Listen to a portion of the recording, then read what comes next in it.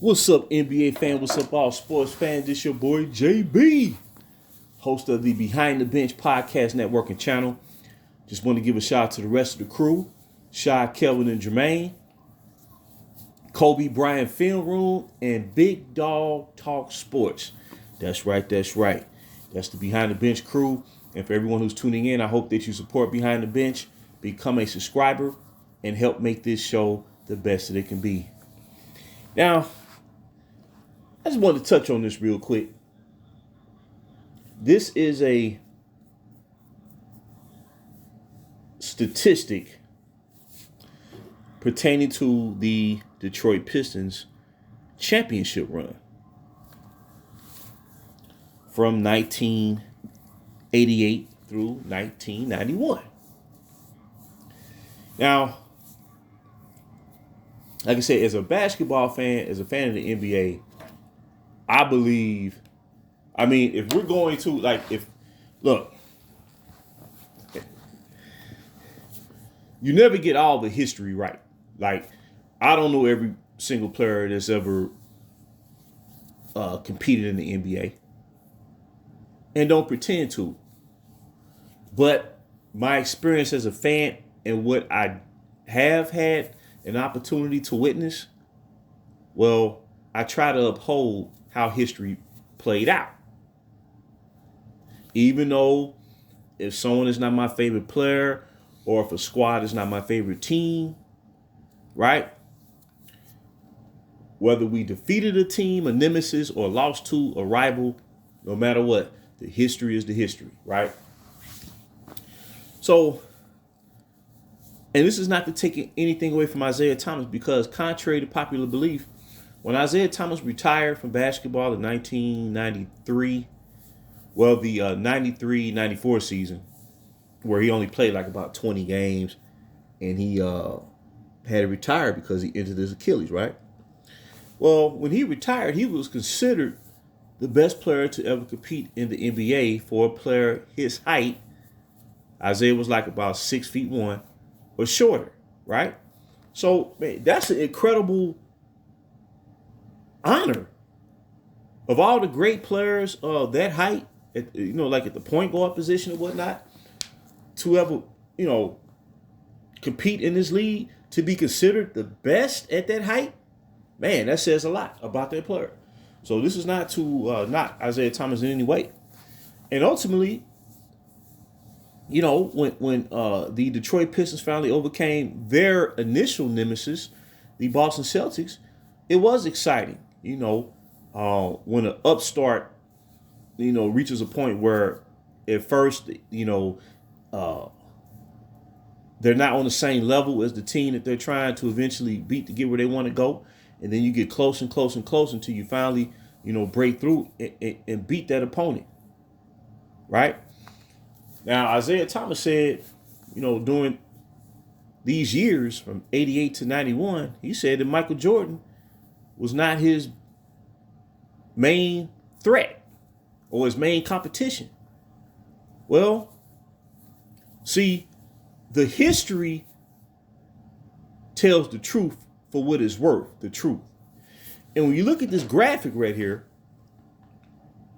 as we all know, who followed the NBA then, the Pistons were led by Chuck Daly, who started off as an assistant coach under Billy Cunningham and the Philadelphia 76ers. So, if you look at this graphic, it shows that during their run, their championship run, where they went to 3 straight NBA finals. Well, actually, no. When they won their first title in '89, when they repeated in 1990 and sought to three-peat. The term three-peat was coined by Pat Riley after the Lakers won back-to-back titles in 1987 and 1988, becoming the first team to do so since the 1969 Boston Celtics. So going into that 88-89 season, Pat Riley came up with the term three-peat, and he actually had that term copyrighted. So three-peat started with Pat Riley. I just want to throw that out there for the sake of history. But Dennis Rodman had the word trilogy,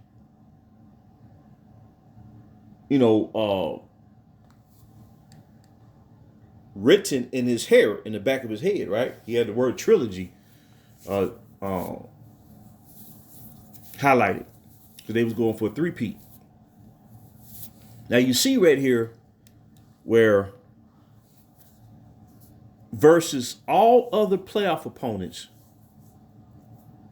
during that 3-year run, their record was 29-6. Right? Because when they won their first title in '89, their postseason record was 15-2. Their postseason record was 15-2. But look at who their toughest competition was. It was the Chicago Bulls. They were 8-6. 8-6. That was from 1989. Actually, in '89, the Pistons defeated the Bulls in the Eastern Conference Finals 4-2. And then in 1990, they beat the Bulls and stave off elimination. They beat them in 7 games.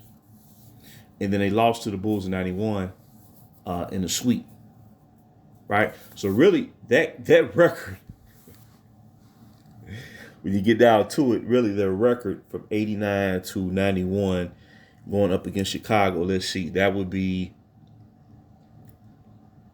okay, so 4-4. It was really 8-9 versus the Bulls. So it shows that the Bulls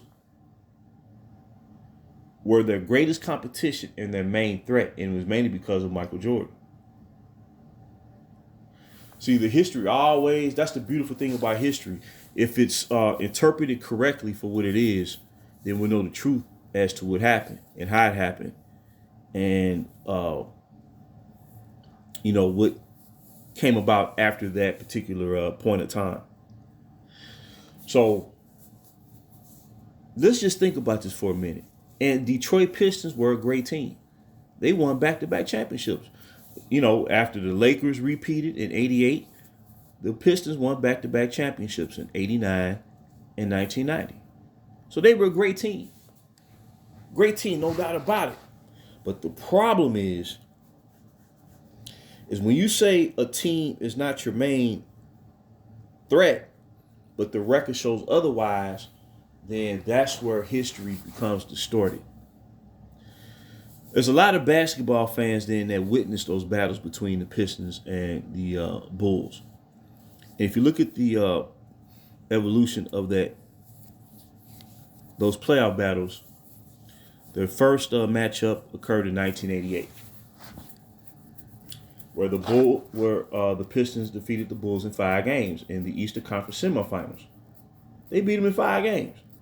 So they clearly showed they was the better team. Now, this is when Scottie Pippen was a rookie and Horace Grant was a rookie. And this is when Charles Oakley was still on the team. Right? Okay, then in 1989, the 89 playoff, now mind you, the Pistons were in their prime. They won 63 games, which was their greatest victory total in franchise history at that time. I think that was overtaken by the Detroit Pistons of, I believe that record still remains, if I'm not mistaken. But anyway, so the Pistons never swept the Bulls in the playoffs. Now, when Boston and Detroit faced each other for the first time, no, I don't believe. No. Well, let's go back to this series. Okay, so in '89, the Chicago Bulls upset the Cleveland Cavaliers in the first round, and many basketball analysts and journalists beat writers, whatever you want to call them, along with Magic Johnson himself, predicted that the Cleveland Cavaliers was going to become the team in the 90s. That's how talented they were. And Michael Jordan totally preempted that possibility from happening and shut that down and upset the Cavaliers in the first round with the shot over Craig Elo. Then the Bulls upset the New York Knicks, who won the Atlantic Division that year. Patrick Ewing was starting to become a force. They had Mark Jackson, who was Rookie of the Year the season before. They had a lot of talent on their team. Kenny Skywalker, Johnny Newman, Gerald Wilkins, and Charles Oakley was on that team by then after that trade between the Bulls and the Knicks for Bill Cartwright. So they had talent on that team. That was a darn good team. And the Bulls upset them. So the Bulls was riding high. They had a wave of momentum. And game one of the Eastern Conference Finals between the Bulls and the Pistons, the Bulls won game one. So the pressure was already on the Pistons to, we got to find a way to beat this guy. Because if not, this dude would mess around and eliminate us before we reach our destiny. Pistons tied the series, going back to Chicago, and then Jordan had one of his, all-time classic games, scored 46 points, hit the bank shot on Rodman and Isaiah Thomas to take a 2-1 lead. And that's when, according to the Bad Boys documentary years ago, Isaiah Thomas revealed that, after the game, he sat on, the shore of Lake Michigan, the steps of Lake Michigan, and then he and Joe Dumars talked on the phone all night long, coming up with a way to defeat Jordan. Not Jordan and Scottie Pippen, not Jordan and the Chicago Bulls, but Michael Jordan. Thus, the Jordan rules were born and created. So what that tells me is, if they had not developed that scheme to limit Jordan, Michael Jordan would have defeated them and advanced to the finals as early as 1989. He was on the verge of beating a Pistons team before Scottie Pippen and Horace Grant matured as players. That's how far ahead his game was. See, when people say that, Jordan come out the first round till Scottie Pippen, well, in reality, his first three playoff experiences on the upstart Chicago Bull team, he went up against the 59-23 Milwaukee Bucks that I mentioned in the previous video a couple days ago, that they were one of the top three teams in the Eastern Conference from 1981 through 1987. And then in 86, he had to face the 67-15 prime Boston Celtics, where Larry Bird would eventually win his third straight league MVP. Bird was considered the best player in the world, right? The best front court, arguably in basketball history to this day. Bird, Mikhail Parrish. Then you had Dennis Johnson and Danny Ainge, who was a heck of a player in his own right, and then Bill Walton. Okay, so nobody gonna beat the Celtics that year because nobody beat them, and they eventually went on to win the championship. And then in '87, he had to face that same Boston Celtics team as the defending champions in the first round.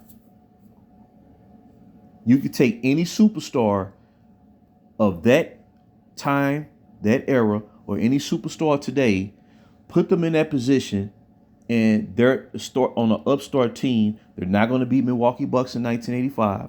They're not going to beat the Boston Celtics, that version of the Boston Celtics in 86 or 87. Guaranteed it's not going to happen.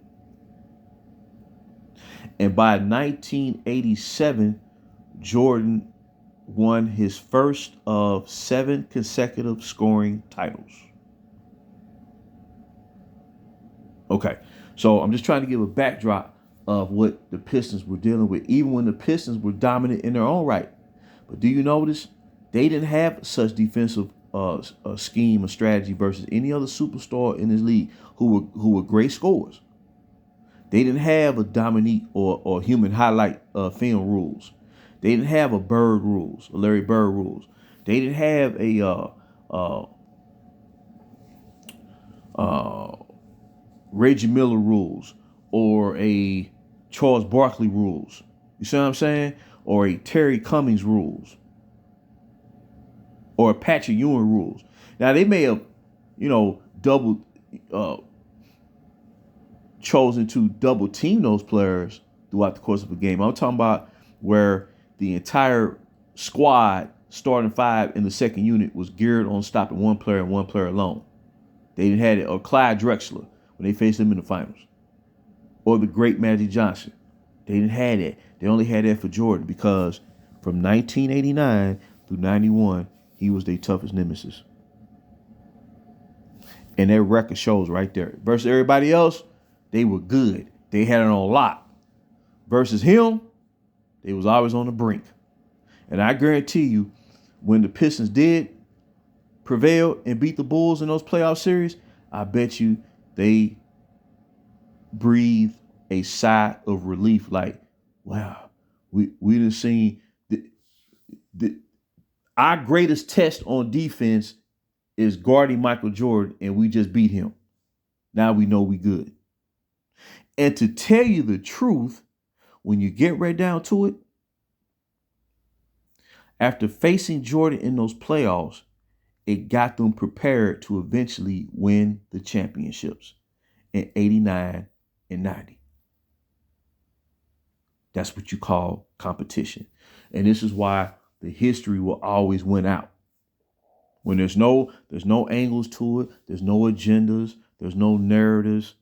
And this is why you go, since we have access to watching these games on social media or on content on YouTube, and you can hear you just listen to interpret what those commentators were saying when they was calling the game, the play-by-play.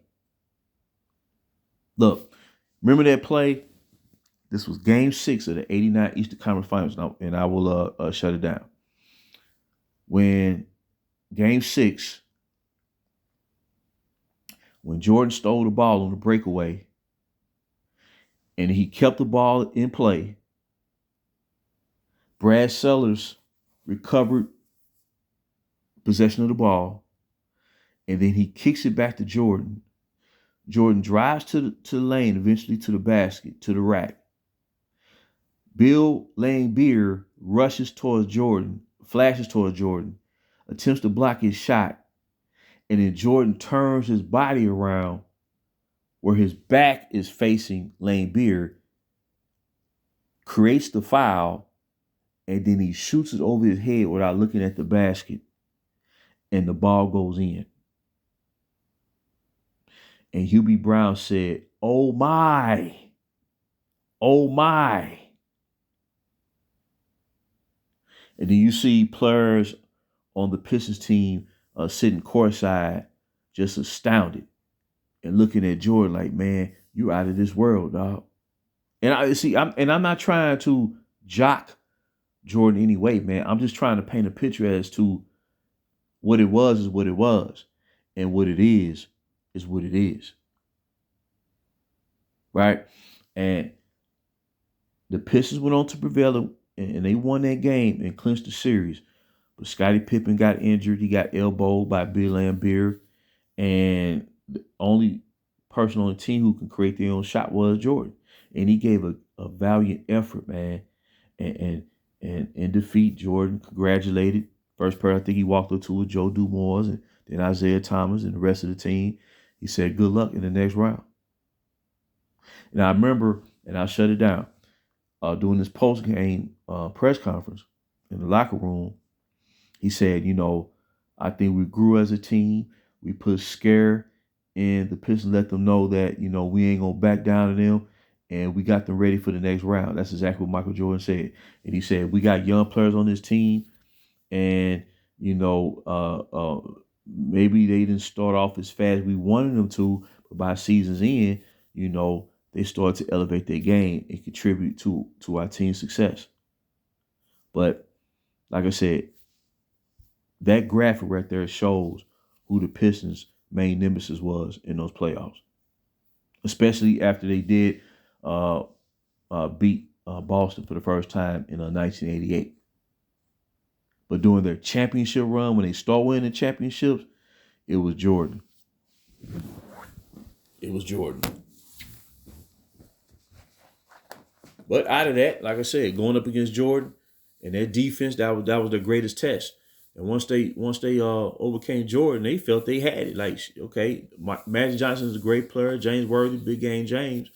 But we feel that we can kind of control the situation better than than facing Jordan. Same thing going up against Portland and Clyde Drexler. Because remember, the Pistons won when they faced Jordan in the 1990 finals. They won in 5 games. They won the first game. Portland won the second game in Detroit, and then the Pistons will go on and win 3 straight road games in Portland to clinch their second straight championship. They never did that to Chicago. That's what I'm saying. It is what it is, man. But I just want to throw it out there real quick, man. And there is a video clip of Chuck Daly. He's saying, Michael Jordan is so good. He's literally an embarrassment to the rest of the league. He's so good. And this is the coach of the Detroit Pistons. You see? So when the Bulls finally overcame and beat Detroit, I think Detroit was so disappointed because they knew, by the Bulls breaking through, they knew that their reign was over and they weren't going to beat Chicago no more. Because this is the thing. Like, as I think I mentioned that in the video I did the other day. When a superstar has a team around them that's built up to the point where the team is complete, where they're ready to vie for the championships, then that's how you grade the players. Like I said, all the other all-time great players, once their team was complete, some had complete teams right away.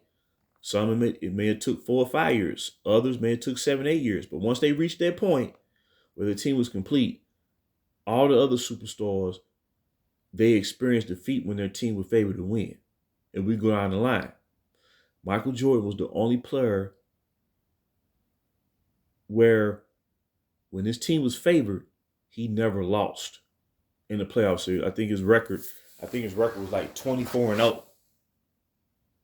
So that just shows all he needed was the Scottie Pippens of the world to mature as a player as the number 2 guy. Not as a superstar, but as the number 2 guy. And it's not a knock on Scottie because Scottie Pippen played a vital role to those championships. But Jordan was always the driving force, though. See, that's the thing. And even Pippen attested to that.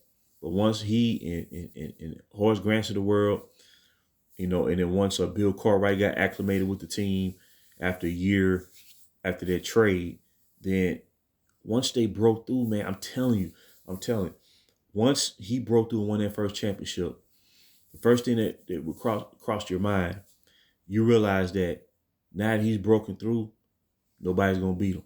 That's why everybody was trying to keep him down. See, they weren't trying to help come up with ways for Michael Jordan to win. They weren't trying to get a player to, well, we're gonna push a move for this guy to be traded from their current team to Chicago. No, the only significant trade that they made by the time Scottie Pippen and Horace Grant got there was the trade for Bill Cartwright, and it wasn't for his offense; it was for his defense. In particular, when they faced the Knicks in the playoffs, going up against Patrick Ewing, that's why they traded for him. You see what I'm saying? And it was never a talk about when they did lose to the Pistons in the playoffs. There was no talk about, man, we gotta get Jordan some help, or he need that, this or that. Jordan was always about, man, we gonna keep on pressing forward until we break through and become champions. And like I said, they said the rest is history, man. And the way, see, I never thought in basketball, a lot of basketball fans who came up during that time, we never saw this coming where Michael Jordan's career would be, targeted the way it has been over these past 6, 7 years. And it's really it's sad in a way, and because it's all unnecessary. And like I said, to be appreciated in this league as a player, you don't have to be the greatest player ever. You can't predict for something like that to happen. You can't predict that. You can predict a guy, drafted coming to the league and be great, but you can't sit there and say, well, this guy, after 1 year, he's gonna be the greatest player ever. You can't say that because you just don't know. But at the end of the day, it was a heck of a rivalry. It was the best rivalry in basketball. The most physical, intense rivalry was the Bulls Knicks during those years. Bulls Pistons during those years, and then later on, the Knicks of the early '90s up until about about '96. I think their first playoff matchup was in '89, and Jordan and Ewing faced each other 5 times in the playoffs.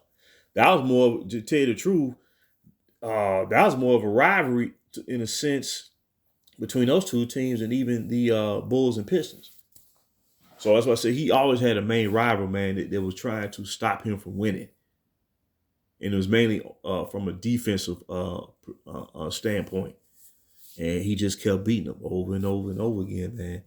But when he won that first title, man, you could just tell that now that he got a complete team around him, that was all she wrote. You just knew it. He wasn't going to be beat. It was almost impossible at that point, But Detroit Pistons were a great team. They won back-to-back championships, but their greatest nemesis during that championship run, it was no other team and no other player but the Chicago Bulls and Michael Jordan. And as they say, that's the fact, Jack.